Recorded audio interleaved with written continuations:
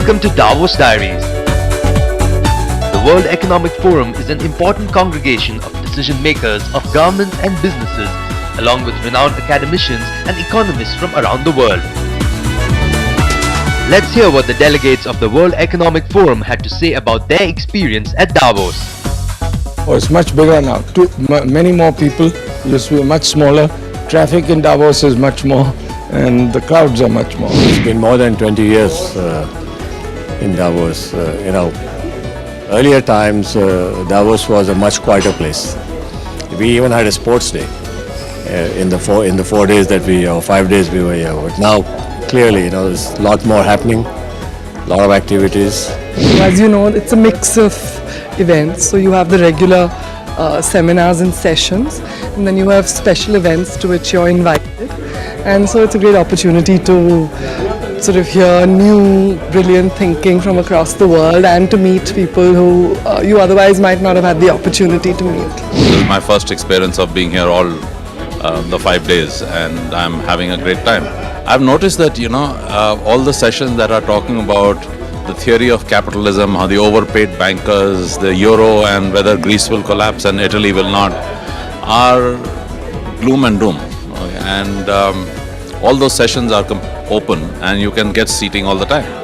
But if you go to the sessions which are talking about art, literature, sciences, engineering, the uplifting stuff, the environment, those sessions are fully packed, and that's where I've been going. Well, Davos is always an exhilarating experience for the simple reason that the best minds of the world converge here. There's a lot to talk about, there's a lot to discuss. The ambiance is exhilarating, that's the least I can say. And I'm delighted at the meetings that I've had so far. I get a sense that the world is determined to get over the present economic crisis and to move towards a more fair and a just world.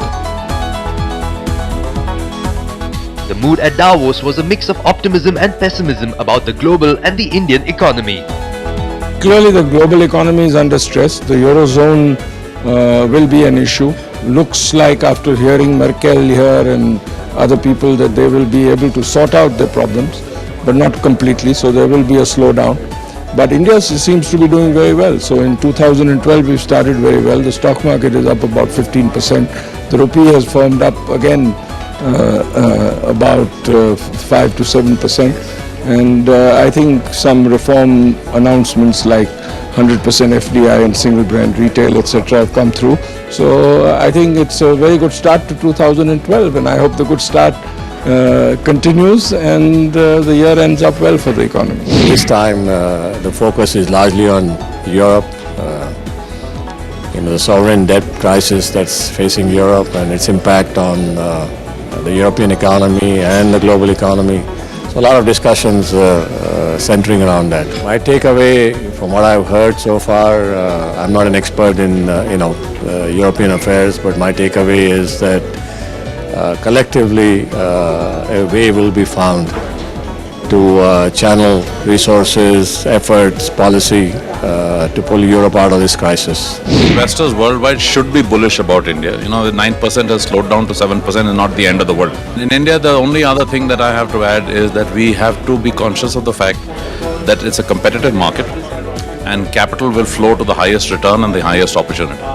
So if the Indian government does a few things and cashes in on the fact that people are now coming back to accept India as an acceptable risk, money is coming back, inflation is down, stock market is up, people's confidence is up, the few things that the government needs to do with respect to infrastructure, foreign direct investment, they need to do something about power. Okay. If some of those things happen, then India is a growth story.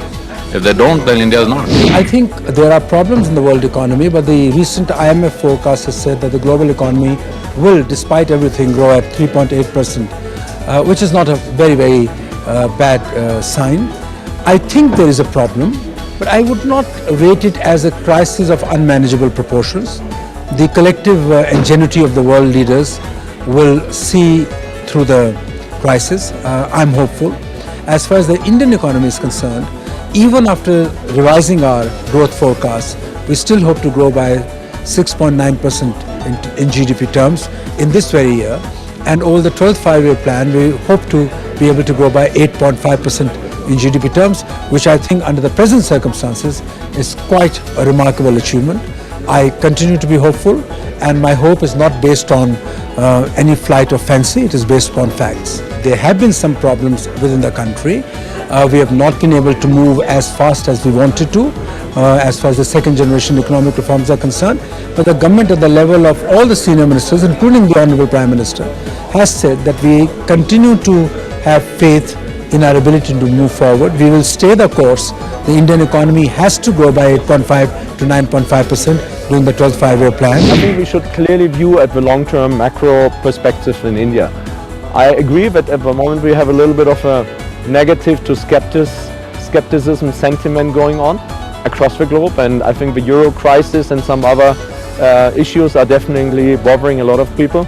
But I think if you look at the long-term potential, especially the Indian market has for export as well as for the domestic demand, the long-term potential is definitely very, very strong. And I think if policymakers give us business environmental friendly policies, definitely India has a lot of potential, being it on the skill set which is available, being it on the domestic demand which is there, and being it also because of its attractiveness for foreign direct investors to come into India. A lot of discussions going around here at Davos because all people are worried about the situation, not only in Europe.